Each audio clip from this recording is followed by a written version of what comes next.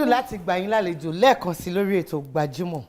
Ẹ kú ọjọ́ mẹ́ta. Ṣé dáadáa ni mo bá yín? A dúpẹ́ lọ́dọ̀ Ọlọ́run. Àkókò lè dá tí gbogbo wa ń bá káàkiri. Ẹ wo, ó lágbára. Àwọn ará ilé ń kọ́. Gbogbo wọn náà wà. Mo fẹ́ kẹ́ kí àwọn olólùfẹ́ yín. Ẹ dárúkọ yín fún wọn. Ó yá. Gbogbo ẹ̀yin olólùfẹ́ mi, orúkọ tèmi kò yí padà. Èmi ọmọ yín àbúrò yín. Olólùfẹ́ yín Liz Anjorin Aishat Ẹ̀gànmídògo ni mò ń kí gbogbo yín pé ṣé dáadáa ni mo bá yín. Orúkọ yẹn ṣe bí ẹni gùn. Liz Anjorin Ẹ̀gànmídògo. Bẹ́ẹ̀ni. Orúkọ tó nítumọ̀ ni. Kí ni ti Ẹ̀gànmídògo yẹn? Actually, orúkọ yẹn màmá mi ló fún mi. Ìdí tó dẹ̀ ṣe fún mi ni wípé ó wojú Olúwa kó tó bímọ. So ńgbà tó bímọ, mo wá jẹ́ obìnrin. Àwọn èèyàn ní àwọn ọmọbìnrin kí lọ́mọbìnrin lè ṣe àìwọ́ tó ti pẹ́ tó bímọ. Ọkùnrin lè yẹ kó jẹ́. So máa sọ fún mi pé kí n máa rántí kí n máa ṣe bí ọkùnrin òun kí n dẹ̀ ṣẹ́gun òun dògo. Kí ẹ̀gàn wọn dògo. Bẹ́ẹ̀ni. Olúwa ṣeun. Alhamdulillah. Aunty Liz, àwọn olólùfẹ́ yín tí wọ́n ti nífẹ̀ẹ́ yín láti ọjọ́ tó ti pẹ́, wọ́n fẹ́ mọ ọmọ bíbí ìlú tẹ́ jẹ́, wọ́n fẹ́ mọ bí ẹ ṣe ṣe kékeré yín. Ẹnu tèmi kọ́ ni wọ́n ti máa gbọ́ torí ọlọ́rọ̀ òun ló wà lórí ìjókòó yìí. Ẹ ṣàlàyé fún wọn. Ọmọ Badagry ni bàbá tó bí mi lọ́mọ nílùú Èkó, Badagry. Ìyá mi wá láti Ẹ̀gbádò ní Ogun State. Mo dẹ̀ ṣe kékeré mi ní Èkó ń bí báyìí. Lẹ́kọ̀ọ́ ń bí àwọn iléèwé wo lẹ lọ? Mo lọ sí African Primary School, Ebenezer African Primary School, Ìjàyè Òjòkòrò. Lẹ́yìn yẹn mo lọ sí Girls High School ní Ìyànà Pàjá. Lẹ́yìn yẹn mo lọ sí ilẹ̀ Haúsá, mo dé padà. Then mo wá lọ sí Federal Poly Ìlàró. Lẹ́yìn Ìlàró mo lọ sí Ọlábísí Ọ̀nàbànjọ University. Kí ni nǹkan tẹ́ wá lọ kà ní iléèwé gíga Ọlábísí Ọ̀nàbànjọ? Transport Planning and Management. Ìyẹn ní í ṣe pẹ̀lú bí ọ̀rọ̀ mọ́tò àbí nǹkan kan. Bẹ́ẹ̀ni, kọ́lọ́ ń jẹ́ kí a bá ìjọba tó dà tó. Irú course tí mo ṣe ń sìn, àwa ló yẹ ká wà ní ibi tí bí in charge, ibo ló yẹ kí mọ́tò gbà, irú mọ́tò wo ló yẹ kó wà lọ́nà, ibo ló yẹ kí wọ́n gbé garage sí. Then tí accident bá ṣẹlẹ̀, kọ́lọ́ máa yẹ ká accident ṣẹlẹ̀. Irú ìtẹ́nìkan máa ní òun ló ń jẹ̀bi, lágbájá ló jẹ̀bi. Tí wọ́n bá ṣe irú course mi tó bá débẹ̀, wàá mọ̀ bóyá ó ní kankan tá a máa ń pè ní elastic and inelastic accident. Like irú mọ́tò wo ta ló jam ara wọn nínú. Bó ṣe mọ̀ gbogbo ẹ̀ náà, a dúpẹ́ pé gbogbo wa ń ṣe dáadáa. But iṣẹ́ tó yẹ kí ìjọba kan fojú sí dáadáa ni. Tí ó yẹ kán fi ojú sí ni. Bẹ́ẹ̀ni. Òṣèré tíátà òun la mọ̀ yín sí. Báwo ni ìrìn àjò tíátà báwo ló ṣe bẹ̀rẹ̀ fún yín? Nígbà tí mo wà ní yunifásitì, mo máa ń ja ìjàngbara fún àwọn akẹ́kọ̀ọ́ tí mo dẹ̀ máa ń, mo máa ń fẹ́ kí gbogbo nǹkan wà dáadáa. So ọjọ́ kan mo wá ṣe nǹkan kan, àwọn school bus wọ́n ṣe nǹkan kan, so mo wá lọ sọ pé kó máa ṣe nǹkan ẹ̀ máa bí nǹkan kan. So mo wá ń bọ̀, mo wá ń ṣeré pa. So ẹnìkan wá ní ẹwẹ́ ni tó lọ fa wàhálà ń sin ló tún rẹ́rìn bí báyìí. So ẹnìkan wá ní àpé fíìmù ló yẹ kó máa lọ ṣe. Ṣèyí Àríyọ̀, She Baby. Wọ́n ní àpé mi mọ fíìmù ṣe, mi mẹ́ni tó lè introduce mi nìyẹn ṣá sí film industry. Ìyẹn ní ọdún wo nìyẹn? Bí 2002, 3, 4, 5. But mo bẹ̀rẹ̀ sí ní farasí dáadáa bí 04, 05. Eré wo ni ẹ kọ́kọ́ kópa nínú ẹ̀? Eré yẹn jẹ́ bí soap. Ìyábọ̀ Básanjọ́ ni wọ́n ṣe program yẹn nígbà yẹn, ó wà fún health. Bí ìlera lọ́rọ̀, something yẹn ni mo kọ́kọ́. Kí ìlera lọ́rọ̀? Bẹ́ẹ̀ni, bí ó wà fún health stuff. Pé ìmọ́tótó. Nígbà yẹn ọ̀gá mi, Sama, kọ́lọ́mbà mi fọ̀rún kẹwọn, àwọn ni wọ́n gba iṣẹ́ yẹn gbà yẹn. Ká gbà pé ọ̀tọ̀ ni nǹkan tẹ́ lọ kọ́ ní iléèwé gíga. Yes, ma'am. Inú iṣẹ́ tẹ́ wá yàn láàyò, ṣé ó ní abẹ́ ọ̀gá kankan tẹ́ ẹ ti kọ́ṣẹ́? Tó bá jẹ́ bẹ́ẹ̀, ọdún mélòó lẹ kọ́ àti pé kí lorúkọ ọ̀gá náà? A máa ń pè wọ́n ní Sama. Àwọn ni wọ́n kọ́ Mr. Latin níṣẹ́. So àwọn náà kọ́ mi níṣẹ́. Nígbà yẹn kẹ̀dẹ̀ ní tó bá níyàn kọ́ṣẹ́, màá sọ pé mo kọ́ṣẹ́. Mi ń ṣe opportunist. Mi ń ṣe ẹni tí ó rí orí ọ̀fẹ́. Kì í ṣe ẹ ṣàyàbá. Mi ń ṣe ẹni tó rí orí ọ̀fẹ́ ọ̀gá àbí marketer àbí nǹkan kan. Mo kọ́ iṣẹ́ because nígbà tí mò ń kọ́ṣẹ́ yẹn, tó bá fẹ́ lọ sí location ẹlòmíì, ó máa gbàṣẹ́ lẹ́nu ọ̀gá ẹ̀. Ó gbọ́dọ̀ ṣẹ̀yàn. Ó gbọ́dọ̀ má wá sí rehearsal dédé. Mo dẹ̀ wà ní school ní Ìjẹ̀bú. So Ìjẹ̀bú ni mo ti ń lọ sí Abẹ́òkúta every Tuesday and Thursday. Tó bá pa ẹyọ kan jẹ, o ò ní lọ síṣẹ́ mi, wọ́n dẹ̀ nílò ẹ̀ síṣẹ́. So ó jẹ́ kí ọdún mi kó pẹ́ gan kí n tó lè ṣetán níbẹ̀. So because ìgbà mo wà ní school, mo máa lọ school, mo máa lọ tajà. Ṣóyè yín, mo dẹ̀ tún máa wá sí ibi tíátà. So nígbà yẹn ó o gbọ́dọ̀ fi tọ̀gá ṣe o dẹ̀ gbọ́dọ̀ ṣe gíragíra because o bá kó ẹni owó wá wọn kí ẹ owó ẹ nǹkan tó fẹ́ kó mọ̀ ní iṣẹ́ yìí kò dẹ̀ mọ́ dójú àmì. mo kọ́ ọ̀pọ̀lọpọ̀ tó bá rí acting mi a rí i pé mo kọ́ because ọ̀pọ̀lọpọ̀ máa ní artist làwọn kò sẹ́ni tí ò lè act movie òkú gan lè act movie tẹ́ bá gbé jókòó wá jókòó nǹkan tẹ́ bá fẹ́ kó ṣe ó máa ṣe bó ṣe rí acting àbímọ èèyàn èmi dẹ̀ láǹfààní àti tún kọ́ so ó jẹ́ kí n wà genuine so èèyàn ọ̀pọ̀lọpọ̀ wọn ní Lizzy ṣé o mọ̀ pé kinní kan ní èmi ò mọ̀ because mo kọ́ṣẹ́ yìí ni iṣẹ́ tí mo dẹ̀ kọ́ iṣẹ́ téèyàn kọ́ téèyàn mọ̀ ni. tí mo mọ̀ iṣẹ́ tí mo kọ́ kò fààyè gbà mí láti rò pé mo jẹ́ nǹkan kan mo ti di nǹkan kan because ó ti di part of me. ẹ̀yin gẹ́gẹ́ bí gbajúmọ̀ òṣèré tí àwọn èèyàn dẹ̀ nífẹ̀ẹ́ a mọ̀ wípé ibi tí àpèjọ obìnrin bá wà àwọn ìkùnsínú kọ̀ọ̀kan àbí méjì ó máa ń sábà ṣẹlẹ̀ ṣé ẹ̀yin àti àwọn sàwáwù yín àtàwọn tó ṣe ìtújú yín làbáwọn tí wọn ò tó yín irú ìbáṣepọ̀ wo ni ó wà láàrin yín. ṣe rí èmi àti àwọn tàjọ ń ṣiṣẹ́ yìí àárín wa gún régé ọ̀rẹ́ ni wá a máa ń ṣe dáadáa a máa ń kíra ọgbọ́n la máa ń sọ̀rọ̀ kò síjà láàrin wa. ìyàtọ̀ tó wà ń bẹ̀ ni pé èmi jẹ́ èèyàn kan tó bízì ní ìwáyàn lọlé dẹ̀ má wo èmi náà wálé tá bá pàdé ń patí jẹ́ ká sọ̀rọ̀ tí n bá ní ìdí ẹ̀ máa pè ẹ́ tí n bá rí èèyàn tó fẹ́ ṣe é lóore àbí nǹkankan wà tí mo mọ̀ pé orí máa jáde fún ẹ máa pè ẹ́ reason ni pé à ń wá rẹ ní lọlé àbùkù tó pọ̀ máa ń wà ń bẹ̀ ṣòye yín then wọ́n ní kò sí àjọṣepọ̀ tó dán mọ́rán láàrin àwọn obìnrin kì í ṣe obìnrin àwọn èèyàn kì í get kínní yìí èyí tó pọ̀ nínú ọ̀rọ̀ yìí ọkùnrin ló máa ń fà ṣe rí ọkùnrin níbi àwọn ọ̀gá ṣó ti yé yín irú èmi sì nígbà tí mò ń kọ́ṣẹ́ yìí ṣe mọ̀ ìgbà tó yẹ kó máa lò mí gẹ́gẹ́ bí ọmọ ta train tẹ́lẹ̀ mọ̀ pé ọmọ school ló wà àti Ìjẹ̀bú ló ti ń wá síbí ṣó yé yín àwọn kan tún wà tó jẹ́ bí ìrèjú wọn tẹmọ̀ tó jẹ́ ọmọ tó nífẹ̀ẹ́ sí àwọn yẹn náà ń lò bó ṣe yẹ kán tó yẹ kán máa lo ẹni yẹn wọn ò lò then wọ́n máa lọ ó pè wọn kán lọ mára àtà kán wọn máa lò ju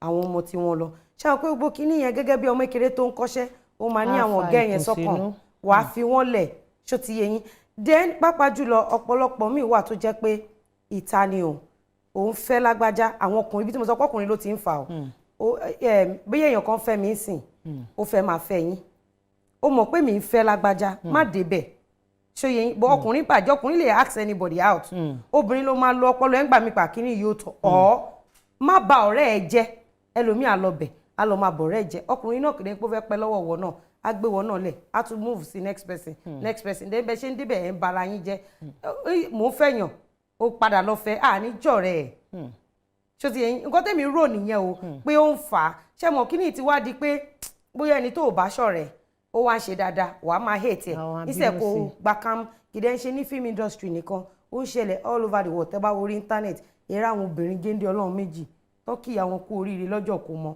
tó máa máa jà tó máa máa jára wọn sí òun kò ń ṣe nítorí owó o kò ń ṣe nítorí iṣẹ́ o nítorí ọkùnrin so kì í ṣe pé industry mi níṣòro gbogbo aláwa òkè bó ṣe mọ àwọn audience náà nílé ìtàn máa ń ṣe ń bẹ̀ ló pọ̀ jù ẹ ló máa wà pé àmì ò rí lágbájá nínú fíìmù Lizzy bóyá àwọn kì í sọ̀rọ̀ kò rí bẹ́ẹ̀ it's just that èmi náà mo tuwó jọ fi ṣeṣẹ́ ni èmi náà máa pè wọ́n ìwọ̀nba àwọn èèyàn tí mo mọ̀ pé a máa gbédè ara wa yé so kan tó ṣe we are all fine and gbogbo wa là ń ṣe dáadáa alihamudulilayi Olúwa ṣeun we are all fine. Olúwa ṣeun Aunty Liz ní ìgbà tẹ wá ti dá gájíá tẹ ti dá dúró eré èwo ni ká ní àkọ́kọ́ tẹ fi owó ara yín tẹ fi ṣe rántí. ó dáadáa Tọ́lá ní Gbàràdà ni lẹ́yìn Tọ́lá ní Gbàràdà mo ṣe Obì lẹ́yìn Obì mo ṣe fíìmù kan náà lẹ́yìn Obì lẹ́yìn náà mo ṣe gbogbo àwọn fíìmù yẹn bọ̀ mo rántí Kòfó Tinubu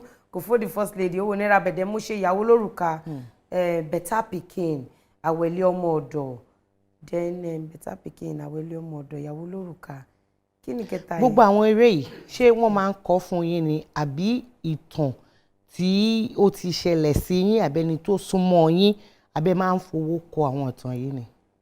èmi ni mo máa ń kọ̀tàn mi irú Owó Náírà Bẹ̀tì ń sìn mo kàn jí mo rí wípé àwọn èèyàn wọ́n like tẹ́tẹ́ but tẹ́tẹ́ tí wọ́n ń ta yìí ẹ máa gbọ́ pé ó jẹ́ kinní kan mílíọ̀nù ní last month aṣọ òde ní yí padà lọ́rùn ẹ̀ ṣóye yín so mo máa wò pé àwọn people yìí ó dàbí pé nǹkan kan wà wọ́n ní ṣẹ́ríṣẹ́ múvì tá à ń ṣe kì í ṣe pé a ṣe múvì láti ṣe múvì káwọn èèyàn rẹ́rìn a gbọ́dọ̀ ṣe múvì tó máa kọ́ wọn lọ́gbọ́n ṣó ti yé yín kò fó Tinubu ń sìn ẹ jẹ́ kí n sọ pé àdúrà táwọn èèyàn máa ń gbà fún mi nípasẹ̀ fíìmù tí mo fọwọ́ ara mi ṣe àdúrà yìí ló ń gbà lórí mi irú ìsìn woman kan mo pàdé ẹ̀ ó ní ọkọ òun torí òun bí àkàndá ọmọ ó lé òun dànù àwọn gbé ní uncompleted building ó wá wo fíìmù kò fó Tinubu ó wá gbé àwọn ọkọ yẹn dẹ̀ ran ọmọ yẹn ní South Africa ó lọ́mọ yẹn tó ti sẹ́ndì mọ́tò méjì sóhun pẹ̀lú ìjà kàndá yẹn ṣó ti yé yín bẹ́ẹ̀ lọ tẹ́ bá wo múvì mi adìlẹ̀ máa wo production tí mo ṣe pé mo ṣíra sílẹ̀ mo ṣeré aṣẹ́wó àbí adìlẹ̀ ó lè ṣeé ṣe but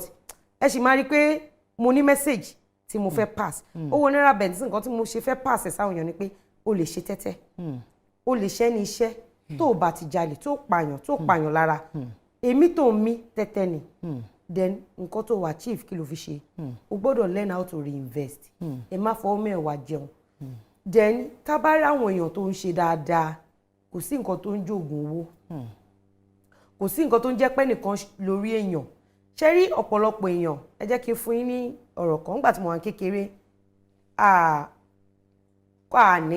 nígbà tí mo wà kékeré nínú cycle wa yẹn náà àwọn kan wà wọn kì í jẹ́ kí àwọn ọmọ wọn lọ bá ọmọ olówó ṣe wọ́n máa ní wọ́n lórí wọn màmá mi máa ní má dáhùn lọ́bẹ̀ lọ bá wọn gbálẹ̀ bá wọn fọbọ́ bá wọn kaṣọ ṣe dáadáa sáwọn ọmọ wọn ṣé rí nǹkan tí mo ń ṣe yẹn kì í pé mo gé nǹkan yẹn lẹ́sẹ̀kẹsẹ̀ bó ti bẹ̀ ni mo ti ná ìdí àpá tí n bá dàgbà máa máa múra tí n bá dàgbà máa máa wọṣọ tí n bá dàgbà máa máa ṣe báyìí ṣe rí pé mo gé nǹkan mo kẹ́kọ̀ọ́ ń bẹ̀ so ọ̀pọ̀lọpọ̀ tó máa ń ríyàn á ní eléyìí ṣoògùn owó ni ẹ lọ pé EFCC kó máa wádìí ẹ̀ ẹ lọ pé babaláwo kó máa wádìí ẹ̀ àdúgbò tó bá ń kọjá lọ ẹ máa bu kíní yìí ò dà ẹ jẹ́ ká gbé jẹ́ forí nǹkan tí fíìmù tèmi tó máa ń kọyàn ẹ jẹ́ ká gbà fún kádàrà tẹ́ bá wo fíìmù máa ní ṣe pẹ̀lú reality owó náírà bẹ̀tì sí ìyá yẹn kó àwọn èèyàn ní kò yẹ kí ìyá yẹn kú tẹ́ pé real life ni ẹ̀ mọ́ ìyá wọn tó tọ́ wa tó ṣe dáadáa sí wa wọ́n ti kú wọn dúró jẹ́ wọn mọ́ so I deal with facts ṣé ti yẹn nínú movie tèmi. ẹ ṣe ẹ jẹ́ ká wo díẹ̀ nínú iṣẹ́ tí Aunty Liz tí wọ́n ti ṣe.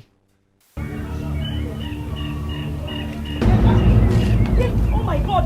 Oh my God! What is this? Ìtọ̀. Oh my God! What is this? Oh my body! This is. Ah! My God! You are talking. Please, I'm what? Sorry. You sorry Please what? Don't touch me. You sorry what? Please. You sorry what? You sorry what? No. You sorry what? Please. Òyìnbó ọ̀yà gbogbo òyìnbó tó sọ ẹ̀jẹ̀ kọ́ máa sọ́nà. I'm sorry. Aṣọ́rí olórí ló gbé. Don't take it. What we give me pardon? Oh, it's very expensive. Please, it's very expensive. Má sọ òyìnbó tó sọ yẹn. No, just. Wọ́n ní kó máa sọ. Like, I'm so sorry. It was me. A ní kí ni gbogbo òyìnbó tó ń sọ ẹ kò yé mi àdó. Mo kàn ní kò má stress mi money estate ni. O ní kó rí mi blow orí mi. Irọ́ ọba, I was just trying to. Jókòó sí bí mo bẹ́ẹ̀ sọ̀rọ̀ dúró bá mi sọ̀rọ̀. Jókòó sílẹ̀ ńlẹ̀. Oh, please, please. Don't do this. Má jẹ́ káwọn ọ̀rọ̀ mi. Mo ní o jókòó sílẹ̀ ńlẹ̀. Má jẹ́ káwọn èèyàn ó ti bọ̀. Jọ, ẹgbà mi ọ̀. fún bí ìṣẹ́jú kan mi ìmọ̀ pẹ́yìn nìyẹn o ṣé pé kò sí ipa tẹ́ẹ̀lì kó nínú eré. kò sí nǹkan tí mo kọ́ ni tí a dẹ̀ tún bímọ mi so torí pé mo máa jẹ́ ẹni tó wọṣọ gan kò mí pé tí n bá ṣe movie kí wàá máa wọṣọ yẹn gan mo gbọ́dọ̀ treat story yẹn ẹ rí inú estate tó ń sọ yẹn ẹ rí pé tẹ bá débẹ̀ tẹ bá bá obìnrin 80% are top boy in nature because wọ́n ti rò pin wọn ò rí nǹkan kan ju ibi tán wà yẹn lọ and adẹ̀ ní àwọn èèyàn gidi náà bẹ̀ tán jẹ́ doctor aláwọn èèyàn gidi níbẹ̀ yẹn but most àwọn èèyàn tó bá wà níbẹ̀ yẹn ṣé ti yẹn tó bá jóbìnrin wọ́n máa ń ṣe bí ọkùnrin ni then. Aunty Liz ma ọ̀pọ̀lọpọ̀ ìgbà tí n bá ti ka àwọn ìtàn tẹ́ máa ń sọ ìyẹn nípa ara yín a máa ń rí i pé mo bímọ ní ìgbà báyìí àmọ́ ní ìgbà yìí mo dúpẹ́ lọ́dọ̀ Ọlọ́run ṣé ẹ lè kàn tí ẹ yànnà díẹ̀ fún mi nípa ẹ̀ bàbá ọmọ yẹn báwo ni bíbí yẹn ṣe ṣẹlẹ̀. mo bímọ nígbà tí mo lóyún ṣe mọ àwọn kọ́kọ́ ṣẹlẹ̀ àwa ò ní gbà yẹn àwọn ní wọ́n dẹ̀ jẹ́ kó yé mi pé àwọn ò fẹ́ tálíkà nírun àwọn so nígbà tí mo bímọ yẹn wọ́n gbọ́ ọmọ yẹn lọ́wọ́ mi kí n pọ́ ọgbà èmi náà ni mo gbọ́ ọmọ yẹn lẹ̀ ọjọ́ tí mo gbọ́ ọmọ yẹn lẹ̀ ni mo sọ fọ́lọ́run pé mò ń lọ dúró tì mí tí n bá make it I'll come back for her then if I didn't make it ṣóyìn so I have to leave mo padà wá sẹ́kù nígbà tí mo padà wá sẹ́kù mi lọ bá mọ̀ sí mi because uncompleted building mo fi wọ́n lẹ́sìn. àti dúpẹ́ lọ́dọ̀ Ọlọ́run àti dúpẹ́ lọ́dọ̀ Ọlọ́run. so mo èdè ó ní ọ̀rẹ́ mi kan mo kọ́kọ́ lọ ṣiṣẹ́ ní Katangua so mo máa bá wọn já ọtí so later ọ̀rẹ́ mi yẹn Rónkẹ́ ó ń gbé ní Pẹ̀rọ̀ wọ́n bá mi ríṣẹ́ sọ́ṣọ̀pì mo máa bá wọn ṣiṣẹ́ lọ́ṣọ̀pì later mo pàdé bọ̀bọ́ kan wọ́n ní you are a pretty girl yẹ kó lọ sí school ṣùgbọ́n yẹn wá bá mi ṣàdmission sí Federal Poly Ìlaro nígbà tí mo ṣàdmission yẹn náà kò sẹ́bí kò mọ̀ sí òmò gan pé mo ti dé padà you know so ìgbà tí mo dé Federal Poly Ìlaro there was nobody mo ní láti máa lọ ta handout ọjọ́ matriculation day ìtí gbogbo èèyàn fi ń gbóúnjẹ wá kíníkan so ọjọ́ yẹn mo tún rántí mọ̀ sí mi but mo kàn ń tàwé lórí ìkíní later mo lọ ṣe fàyàwọ́ mo ṣáà make sure pé mo ṣe nd mi láti ibẹ̀ lọ mo wá lọ ṣe JAMB mo wá fi àdírẹ́sì ilé àwọn ọ̀rẹ́ mi yẹn náà síbẹ̀ Rónkẹ́ ní Pẹ̀rọ̀ yẹn so after a year mo kàn débẹ̀ mọ́mí wọ́n ní pé mo ní lẹ́tà láti lóyìnbó mo ti ẹ̀kọ́ rẹ́rìn pé lẹ́tà báwo mo wá rí i pé mo pass JAMB tí mo ṣe wọ́n dẹ̀ fún mi ní law lákùngbà so gbà tí màá fi dé àkùngbà wọ́n ti close admission mo wá ṣe changing of institution wá sí Osu dẹ̀ fún mi ní transport so kí ni mo fẹ́ sọ ni pé later tí mo wà lóṣù bí 100 level 200 level èèyàn kọ́ sọ mi pa àwọn rí mọ́ sí mi oyè yín pé wọ́n ṣe mo ní kọ́ ló bá mi gbé wọn wá ní so mo wá move kó ní Ìjẹ̀bú-Igbó mo gbé ní Ìjẹ̀bú-Òde so mo wá gbé mọ́mù mi sọ́dọ̀ so àjọ ń gbé ní school ṣẹ́rí nǹkan tí mo tó kọ́ jáde mẹ́rin pé when I talk people are why tí Lizzy ṣe ń sọ for a very long time people don't know anything about me and for that some people just hate me for no reason as in wọ́n kọ̀ mí mọ́ tí mo ṣe wọ́n kọ́ ọmọ yín ṣakọ ọmọ yín dádúró ṣẹ́rí lálàkọ́kọ́ tí ọmọ kékeré bá dàgbà tí kò rí ẹbí ọkàn wọn máa ń le tí ọmọ kékeré bá go through àwọn ìṣòro kan ọkàn ẹ̀ máa le tí ọmọ kékeré bá go through àwọn ọ̀rọ̀ kan tí kò yẹ kó go through ọkàn ẹ̀ máa le I have a very good heart as in very fantastic heart ọkàn mi ó dáa but nǹkan tí máa ń rò ni pé màmá mi ti kú ẹ̀yin tí mi ò rí gbà yẹn ẹ fẹ́ máa wá nísìn then ọ̀rọ̀ mi sí gbogbo ọkùnrin ẹ máa rò pé ọmọ kan jóbìnrin àbọ̀ ọmọ kan jọkùnrin ẹ má pa àwọn ọmọ yín tì then ọ̀rọ̀ mi sí gbogbo obìnrin tó young nísìn mọ nǹkan tó ń ṣe tóró bímọ is not the end of your life ìyẹn ò ní pé in fact sórí gbogbo ṣòro tó bá rí challenge ni ó dẹ̀ wà ní Ìbàdàn mo máa sọ fáwọn èèyàn then ẹ̀yin ọkùnrin ẹ má robìnrin pin ẹ yé fìyà jobìnrin obìnrin jù yín lọ ní gbogbo ọ̀nà tó bá lóbìnrin jù yín lọ kì í ṣọjọ́ orí torí obìnrin tó wò tó look down lénìí tó wò pé kò jẹ́ nǹkan kan ó lè jẹ́ mẹ́wàá lọ́la because everybody then nǹkan tó jẹ́ kí n kò ní Federal Poly Ìlaro rè wọ́n máa ń bú mi pé àkúdàáyà lọ̀tá mi ó dẹ̀ máa ń ti ọ̀tá mi lójú I was very active nígbà tí mo wà Federal Poly Ìlaro but kò sẹ́ni tó rí ẹbí mi ò lọ lérí tán bá gbọ́lùdè school ni máa ń wà ilé tí mo kọ́kọ́ gbé bàbá yẹn lé mi kúrò ṣòye yín mo tún lọ gbá gbogbo nǹkan yẹn jẹ́ ẹ̀dùn ọkàn fún mi tó yẹ pé mò ń dá gbé kinní yẹn lọ́kàn mi tó dùn mí gan òun ló jẹ́ kí n proceed lọ sí university kí ni mo kọ̀ fẹ́ fààyàn ni pé ibi tó rí bá máa dé orí ò ní ṣaláì má dé bẹ́ẹ̀ ẹ má jẹ́ ká máa rora wa pin ẹ má jẹ́ ká máa look down on people tó bá look down on anybody bàtà wọn ni kò wò má look down on them ẹ̀tọ́ ẹ̀ mo ṣe ní believe nínú àwọn ọmọ tó wà ní street nísìn torí ẹ̀ mo ṣe kó gba àwọn ọmọọṣẹ́ mi mọ́ra mo ṣe ń treat wọn bí ọmọ nítorí pé mo nígbà pé ìyàwó president wà nù wọn governor wà nù wọn nítorí mo rí gbogbo àwọn tó rí mi bíi kí ni ṣó ti yé yín mi ò rí gbogbo wọn mi ìdẹ́gbọ́ orúkọ wọn mọ́ ṣó ti yé yín. Aunty Liz orí ètò Gbajúmọ̀ láyé wa Gbajúmọ̀ lètò ètò ní Gbajúmọ̀ ẹ jẹ́ ká fààyè sílẹ̀ fẹ́yìn àti àwọn olólùfẹ́ yín àwọn tí wọ́n ní ìbéèrè ní àwọn tí wọ́n dẹ̀ fẹ́ gbóríyìn fún yín àwọn náà wà abala yìí là ń pè ní ojú abẹ ṣé yá ká sojú abẹ ń kò. tó bá máa favour wa. ẹ di àṣẹ. Orúkọ mi ni Tóyìn Adénọ́pọ̀ láti Lawansin. Question mi fún Lizzy pé báwo ló ṣe bẹ̀rẹ̀ funny clips wọ̀nyí ó dẹ̀ mọ̀ kó máa move further by.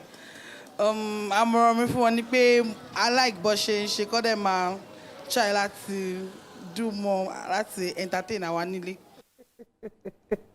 mo ti ẹ̀ láìkí wọn alákọ̀ọ́bì tèmi ni ṣé kémi náà fakọ̀dà padà ó yẹ fakọ́dá wọn ẹ ṣe gan ni ẹ má rí màá máa dùn mọ́ bẹ́ẹ̀ ṣe fẹ́ kí n máa dùn mọ́ ẹ máa dùn mọ́ ẹ má rí. ẹ jẹ́ àpadà sójú abẹ́.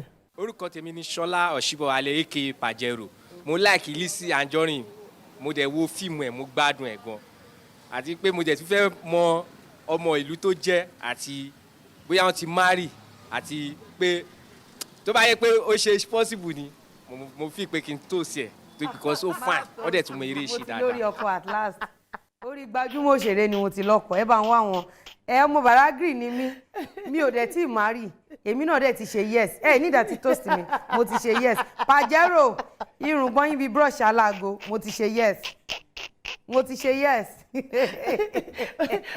orí ètò yìí gan la ti máa so yín pọ̀ àbí bẹ́ẹ̀ kọ́. kò sí wàhálà mo ti ṣe yes Pàjẹ́rò. ìfẹ́ táwọn olólùfẹ́ yín tí wọ́n ní sí yín nìyẹn at least yàtọ̀ sí iṣẹ́ tíátà a tún rí i pé káràkátà ìyẹn fẹ́ẹ́ dàbí ẹni pé ó tún fẹ́ gba àyè lọ́wọ́ yín ju iṣẹ́ tíátà lọ.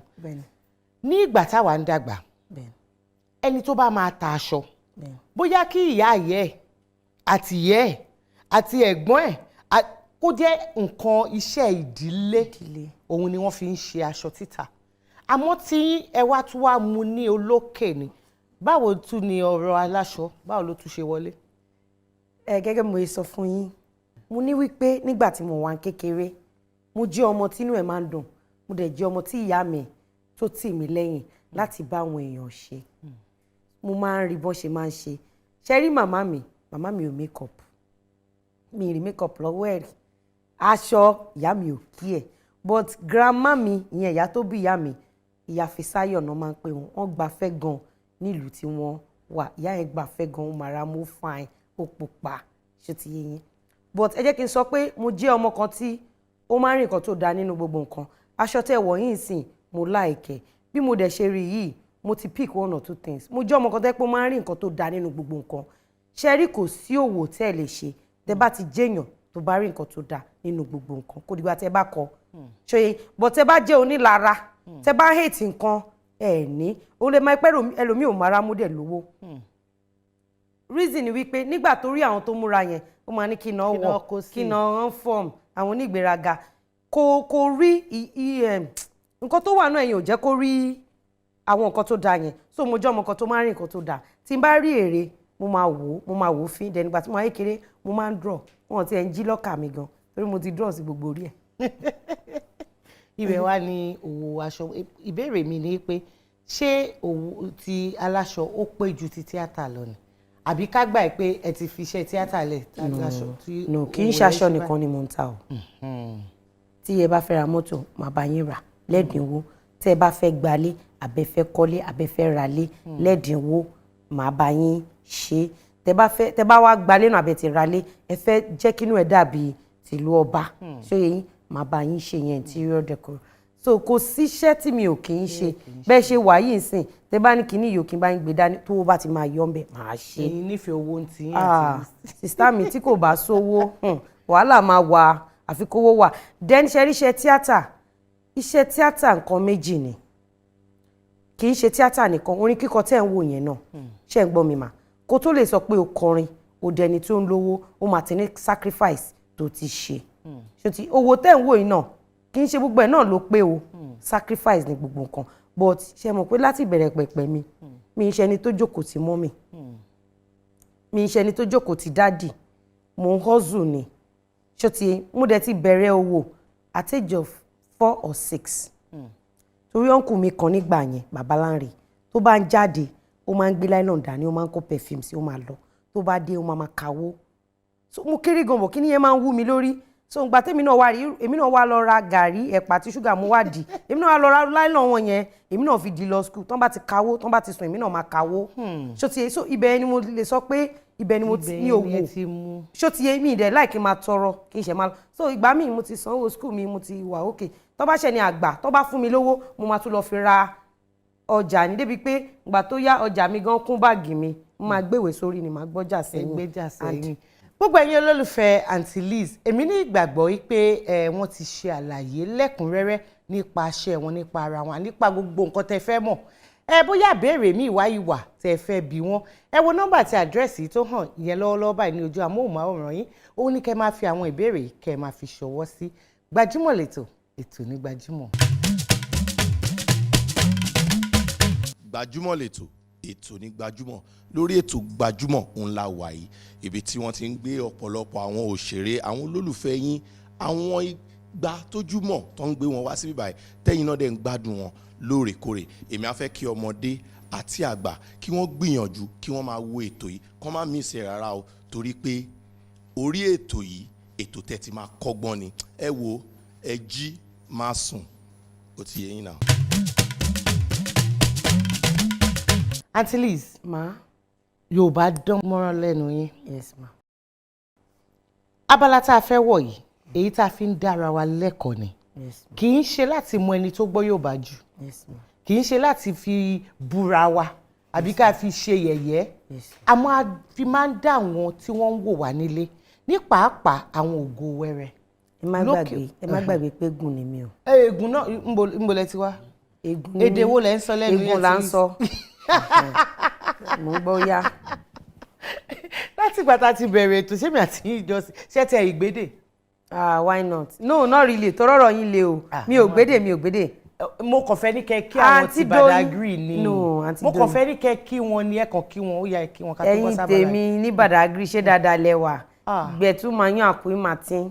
Aunty Liz abala ṣó láyà òun ló kàn báyìí ẹ wo ṣùkú tó wà níwájú èmi àti yín ìbéèrè 10 ló wà ń bẹ̀ 3 lẹ ní àǹfààní àti mú ṣó ti yá. Ó yá. Ó yá. Wọ́n ti ra gbogbo ẹ̀ ródóródó gan. ẹ má tu Ẹ dẹ̀ gbé wá. ẹ ti dá padà ẹ bá ń kọ ẹ má tu Aunty Liz ẹ má tu Kò sáyè jíjí wò kò ni. sí àyè ẹ bá ń Gbogbo nǹkan kan yín lára àǹtí. ẹ má bínú ení ìdí 3 èwo wá tu Mi mọ̀ bóyá fẹ́ change question. ṣé bóun ní nǹkan tẹ́ kó ni gbogbo wọn wò nílé. Ìbéèrè 9 tó jẹ́ àkọ́kọ́ tí máa bí yín orúkọ àmútọ̀runwá ọmọ méjì tá a bí lọ́jọ́ kan là ń pè ní ìbejì ọmọ tá a bí tẹ̀lé ìbejì là ń pè ní ìdòwú àlàbá la bí tẹ̀lé ìdòwú kí ni orúkọ àmútọ̀runwá ọmọ tá a bí tẹ̀lé àlàbá. Ìdògbé. Ìdògbé. Bẹ́ẹ̀ni. ẹ ṣe ẹgbàá.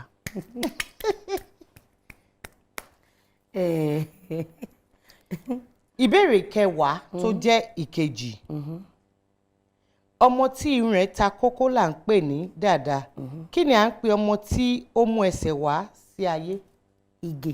Ìgè ni ebe dẹ̀ sọ Yorùbá mi ò dán mọ́ra mi ń ṣe Yorùbá o. No, mo fẹ́ kẹ́ mọ̀ pé gùn ni mí ni. ṣe ń gbọ́. Ìbéèrè 3 tó jẹ́ ìkẹta tí Yorùbá bá ń kíyàn wípé Èdùmàrè ò ní ṣe lélétí kan ṣoṣo eléyìí túmọ̀ sí. Ọmọ ẹyọ kan ṣo ni. Tó bá ní pé Èdùmàrè kò ní ṣe létí kan. Lélétí kan. Yẹn mi pé ọmọ ẹyọ kan Ọlọ́run á fún wọn ní mi ìsìn. Ọmọ Ọlọ́run á fún wọn ní mi ìsìn. Ẹ má gbàgbé pé bọ́yìí máa ń kíyà mi nìyẹn. Aunty Liz ó yá ẹ fúnra yín ní àtẹ́wọ́ gidi mo mọ̀ pé gbogbo àwọn tó wà ní ìgbéraga tí wàá fẹ́ dé nìyẹn o àtẹ́wọ́ yẹn ti tó. Kò easy question 3 Yádògbé kò easy. Ṣé mi ni Yádògbé wá. A dúpẹ́ lọ́dọ̀ Ọlọ́run pẹ̀lú bí a ṣe fi ń ṣeré yìí mo mọ̀ pé àwọn tí wọ́n wà nílé wọ́n mú ẹ̀kọ́ kọ́ nínú ẹ̀ ìmíì tí wọ́n mọ̀ wọ́n ti mọ̀ ọ̀pọ̀lọpọ̀ ló mọ ìbejì táyé kọ́yìn wọ́n mọ àlàbá wọ́n mọ ìdòwú wọ́n mọ̀ pé ìdògbé wà àmọ́ wọ́n ti kọ́ ẹ̀kọ́ mẹ́kọ̀ọ́ lẹ́nu ṣe gan ni Gbajúmọ̀ lẹ́tọ̀ ètò ní Gbajúmọ̀. Ọ̀pọ̀lọpọ̀ ìgbà tí a bá ń wò yín lórí àtẹ ayélujára a máa rí i pé tẹ́ ẹ bá bẹ̀rẹ̀ ijó yìí ẹ máa mú láti òkè báyìí máa mú wálẹ̀ ni kí ló dé ṣé Aunty Liz gbádùn ijó tó báyìí ni tí ẹ bá tiẹ̀ sí lẹ́nu iṣẹ́ tẹ̀ sí lẹ́nu bí tẹ̀ ti ń ṣe eré kí ni nǹkan tẹ́ máa ń fẹ́ràn láti ṣe. Ijó náà ni bò máa ń ṣiṣẹ́ o tí n bá ṣiṣẹ́ ara mi ò ní lélẹ̀ mi lè jókòó síbi kan láì máa ṣiṣẹ́ bò mo like ijó mọ́mí sí mi máa ń nà mí gan ní kékeré tó ijó wọ́n máa sọ pé wọ́n lè fi ijó gbé mi lọ torí tó máa ń ṣe pátí tí máa lọ bẹ̀ máa jójójó wọ́n máa fẹ́ gbá mú mi kúrò ń bẹ̀. ó yá abala gbajúmọ̀ ń jó òun ló kàn báyìí ẹ bá ń gbóhùn sókè ẹ jẹ́ àjò.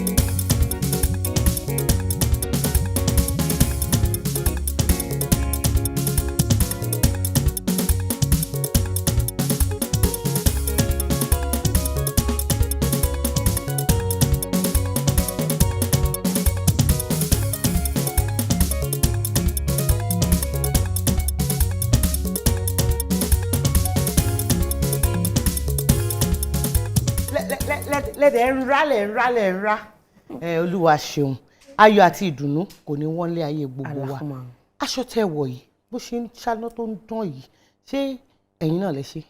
aṣọ mi ni àwa la ṣe lọ́lọ́kan òjọ̀kan là ń ṣe ṣòye yín ṣe mọ̀ pé lẹ́yìn sìn tẹ bá wégele ta pàǹpà sí ó ti di ó wà ń bẹ̀ ìrùmọ̀ṣẹ́ra wégele ẹ̀sìn sìn ẹ ó lọ sóde àtòdé kékeré o àtòdé ńlá o then mo máa ń sọ àwọn tó bá ní tìjú kọ́ máa wà ránṣọ lọ́dọ̀ mi aṣọ ọ̀tẹ̀ ni máa ń rán bóyá òde olórogún òde ẹbí òde gbígbá òde tó jẹ́ pé tó bá wọlé wọn á mọ̀ pé ọlọ́run ti gbàdúrà jù tí mo lọ. ọlọ́run àtúbọ̀ gbàdúrà gbogbo wa Aunty Liz ilé tiwa tó lọ báyìí òun ní ká jẹran pẹ́ lẹ́nu àmọ́ òǹfà ọ̀nà fún ògbà wá láàyè tó bá tiẹ̀ fi dídà tèmi ni mo fẹ́ kẹ́ wà ń bí títí dọ̀la. ẹ̀bùn tún wà láti iléeṣẹ́ Digit Pro ẹ̀bùn oríṣiríṣi àwọn nǹkan oríṣiríṣi àwọn ni wọ́n máa ń ṣe wọ́n láwọn nífẹ̀ẹ́ yín eléyìí wá láti iléeṣẹ́ NAFCAB Enterprises Dúpẹ́ Cosmetics tí gbogbo àwọn èèyàn mọ̀ sí Alhaja Shine àwọn náà wọ́n fún yín lẹ́bùn pábánbárì ẹ̀ láti iléeṣẹ́ April Ventures Limited àwọn tí wọ́n ṣe agbátẹrù ètò gbajúmọ̀ àwọn náà wọ́n ní ká fún yín lẹ́bùn. ẹ ṣé mo dúpẹ́ o gbogbo ẹ̀yin tẹ́ fún mi lẹ́bùn iléeṣẹ́ yín ò ní jóná o Ọlọ́run á nífẹ̀ẹ́ yín náà iléeṣẹ́ yín máa máa lọ sókè mo nífẹ̀ẹ́ yín náà.